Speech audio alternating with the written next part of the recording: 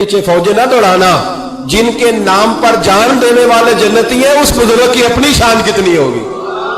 उसके हिस्से पे जो जान दे गया, जब उसके लिए तुझे जन्नती की ख्वाब आई है।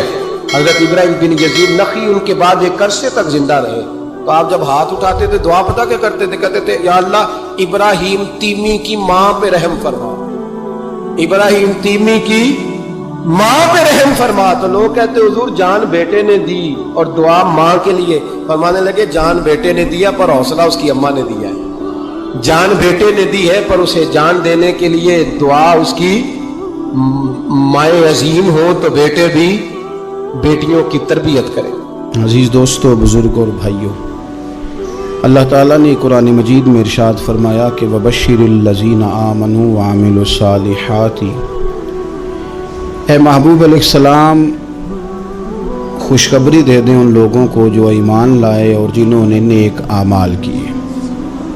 अन्ना लहुम जन्नातिन तजरी मिन तहतिहल अनहार, उनके लिए जन्नत है और जन्नत वो है जिसके नीचे नहरें बह रही हैं। अल्लाह तबारक व तआला ने अपने महबूब करीम सल्लल्लाहु तआला अलैहि वसल्लम के ग़ुलामों को खुशखबरी सुनवाई, और सुनवाई भी हुजूर के मुक़द्दस लम्हाए मुबारका से। आप इन्हें खुशखबरी दे दें कि इनके लिए जन्नत है, बागात हैं, और बागात वो हैं जिनके नीचे नहरें रवा दवा। लेकिन किन लोगों को? जो ईमान लाए और जिन्होंने नेक अमाल किए। कुछ ना कुछ इंसान को ना अमल करना चाहिए। वो जो अमल है ना, कोई बंदा अपने अमलों से जन्नत में नहीं जाएगा, जन्नत में खुदा के फजल से जाएगा। लेकिन ये जो आमाल है ना, ये सबब बनेंगे अल्लाह की रहमत का, ये जरिया बनेंगे खुदा के करम के मतवज्जे होने का। जब हम नेक अमाल करेंगे तो उस अमल की वजह से रहमत होगी, और वो रहमत हमें अल्लाह के करीब भी ले जाएगी, और उस रहमत की बरकत से रब जन्नत भी अता फरमाएगा। हमारे यहाँ ये होता है कि हम ज़्यादातर चीज़ों को तकरीर सुनने की हद तक लेते हैं, अच्छी नसीहत का लुत्फ ज़रूर हासिल करते हैं, अच्छे जुमले को अपने दिल में उसकी फरहत ज़रूर महसूस करते हैं, लेकिन अमल की तरफ नहीं बढ़ते। उसका नुकसान ये होता है कि ये माज़अल्लाह एक बाकायदा शोबा बन जाता है कि मैंने बड़ी खूबसूरत तैयार करके तराश खराश करके बात करनी है, बड़ी उम्दा करनी है। अच्छे अच्छे अदीब तो पैदा होते हैं, अच्छे खतीब, अच्छे वाइज, अच्छे सुनने वाले, दाद देने वाले तो पैदा होते हैं, लेकिन अगर अमल का शौक़ ना पैदा किया जाए तो फिर बातें नशिस्तन गुफ्तन बरखास्तन तक रह जाती हैं, उसका लुत्फ़ नहीं आता। फिर तो तकरीरें हो रही हैं, होती हैं और होती रहेंगी। नतीजा क्या निकला? जो आदमी कहता है मैं इतने सालों से तकरीर सुन रहा हूँ, तो सवाल ये है कि भाई इतना सुनने के बाद तुम समरे कितना? सुनने का एक ही मकसद ज़िंदगी में आप समझ लें कि सुनने का मतलब संवरना है। और अगर आपने खैर की बात सुनी और आप संवरे नहीं, मैं आपको दावत फ़िक्र देता हूँ। नबी पाक सल्लल्लाहु ताला अलैहि वसल्लम ने इरशाद फरमाया, एक औरत थी, तवाइफ थी, सारी ज़िंदगी उसकी गुनाहों में गुजरी माज़अल्लाह। फिर वह कुएं के पास से गुजर रही थी, एक प्यासा कुत्ता उसने वहाँ प्यास से तड़पते सिसकते देखा, और फिर उसने अपने जूते को लटका कर अपने दुपट्टे की मदद से या जैसे उससे मुमकिन हो सका उसने पानी निकाला, कुत्ते को पिलाया, अल्लाह ने उसकी बख्शिश फरमा दी। आप माशाल्लाह हज़ारों में लोग हैं, आपने बड़ी जल्दी मुझे ये बताना है, ये हदीस आपने पहले भी सुनी हुई है ना? मेरा ख्याल है कोई बंदा नहीं रहा जिसने ना सुनी हो। सुनी हुई है ना हमने अल्हम्दुलिल्लाह। इतने सारे बंदे जो यहाँ मौजूद हैं उन्होंने सुनी हुई है, तो जाहिर है उम्मत मुस्लिमा में जितने लोग हैं ढेर सारों ने ये बात सुनी होगी। लेकिन मेरा सवाल ये है, मैं सड़कों पे रोडों पे सफ़र करता हूँ, हमने ये हदीस दर्जनों बार सुनी कि तवाइफ ने कुत्ते को पानी पिलाया तो उसकी बख्शिश हो गई, लेकिन हाल ये है कि सड़क पर किसी गाड़ी से टकराकर अगर कोई कुत्ता मर जाता है, अब मर ही गया है, गाड़ी वाला, मोटरसाइकिल वाला, पजारो वाला, बस वाला कोई इतनी जुर्रत नहीं करता कि लकड़ी के साथ, रस्सी के साथ ही पकड़ के उसे साइड पे कर दे। उस सड़क पे मरा हुआ पड़ा रहता है, यहाँ तक कि गाड़ियों के टायरों के साथ उसका गोश्त लग लग के सड़क साफ होती है। उस महबूब के मानने वाले, जिस महबूब ने बताया कि तवाइफ ने पानी पिलाया था, और हमें समझ भी आ गई और हदीस पढ़ भी ली और सुन भी ली, پھر اس ملک کی جو مسلمانوں کا ملک ہے اس کی سڑکوں پر مرے ہوئے کتوں کو اٹھائے بھی کوئی نہ، اور زخمی کتا زخمی ہو ہی گیا ہے، اب اسے سڑک سے سائیڈ پہ ہی کر دیا جائے کم از کم، تاکہ اس کی اگر جان باقی ہے تو بچ جائے۔ تو پھر مجھے بتاؤ نا میرے دوستو، ہم نے کس لیے تقریریں سنی ہیں، کس لیے خطبے سنے ہیں؟ واعظ و نصیحت کی مجالس کا مطلب ہم نے کیا سمجھا ہوا ہے؟ تقریر، تحریر، تصنیف، اچھی گفتگو، اچھا جملہ، اس کا معنی ہم کیا سمجھتے ہیں؟ تو آج جو خوبصورت گھڑیاں شب برات کی صورت میں ہمیں نصیب ہونے جا رہی ہیں، اس سے پہلے اپنے دل میں یہ ارادہ کرو کہ رب کریم نے ہمیں جتنا دین کا فہم دیا ہے، سمجھ دی ہے، علم دیا ہے، ہم ارادہ کرتے ہیں اب ہم صرف سنیں گے نہیں، پڑھیں گے نہیں، صرف بیان ہی نہیں کریں گے، ہم عمل بھی کریں گے۔ کوئی تھوڑا سا نا عمل کا رستہ بھی تو میرے عزیز ہونا چاہیے۔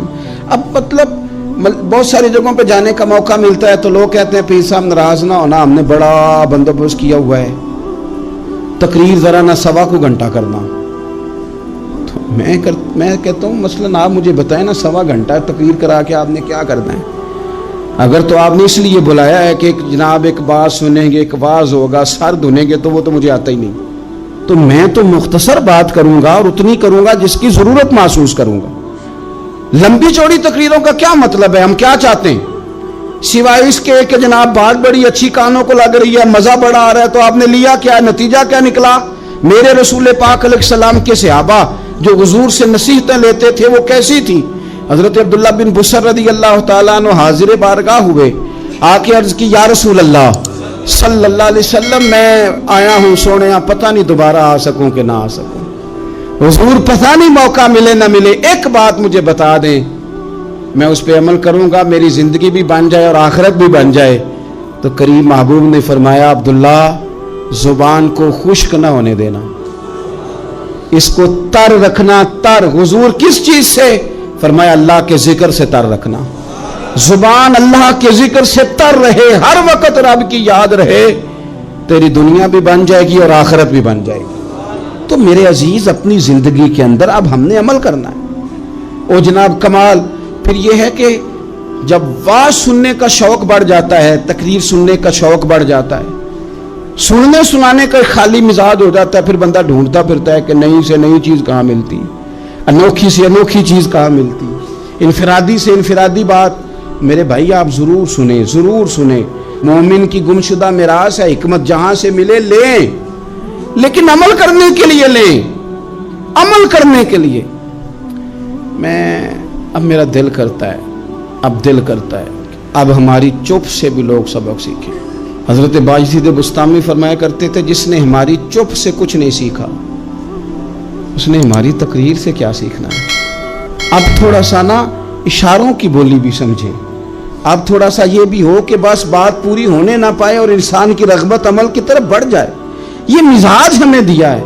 اب تو بھائی آ جائیں آپ، صبح بھی تقریر کر دیں، دوپہر کو بھی تقریر کر دیں، شام کو بھی تقریر کر دیں، تو پھر یہ بھی ہوتا ہے کہ جناب وہ بیان آپ نے جو سنایا تھا نا وہ ذرا دوبارہ سنا دیں، تو میں کہتا ہوں پہلے سننے پر عمل ہو گیا تو نہ کریں۔ اب ہمیں تھوڑی باتیں سیکھ کر ان پر عمل کرنا ہے اور آگے بڑھنا ہے۔